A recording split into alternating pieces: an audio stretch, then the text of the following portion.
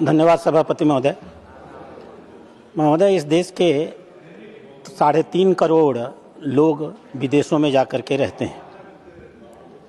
उनके माँ बाप, सास ससुर अधिकांशतः इसी भारत में रहते हैं। ये जो भी बाहर और विदेश पढ़ने गए और नौकरियां किया, वो सिर्फ अपनी योग्यता के आधार पर गए हैं, ऐसा नहीं है। माँ बाप अपना पेट काट करके, अपना सुख त्याग करके और कभी कभी विदेश भेजने के लिए अपनी ज़मीन जायदाद बेच करके उनके विदेश जाने की व्यवस्था करते हैं।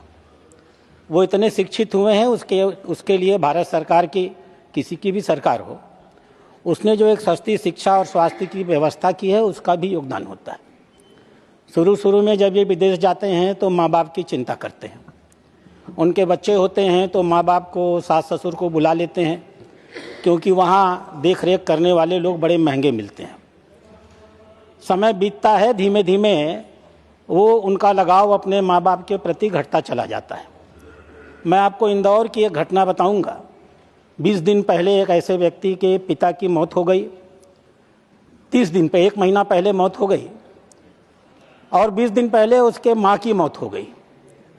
दोनों माँ बाप का शरीर सड़ता गया, गलता गया, चमड़ी की तरह पतल करके हड्डी हड्डी हो गया। उनके बच्चे कभी लौट करके उनके पास नहीं आए। दिल्ली में भी ऐसी ही घटना हुई।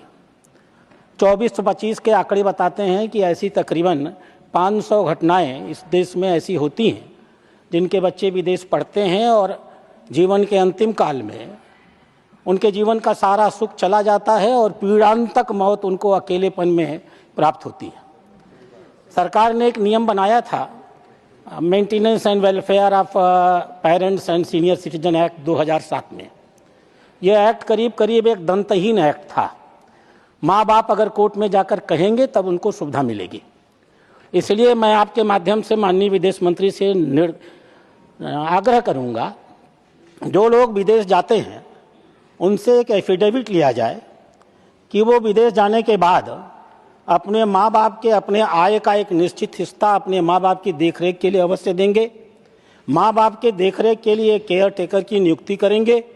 माँ बाप के हेल्थ इंश्योरेंस का प्राविधान करेंगे और कम से कम हफ्ते में एक बार अपने माँ बाप से फ़ोन पर बात जरूर करेंगे।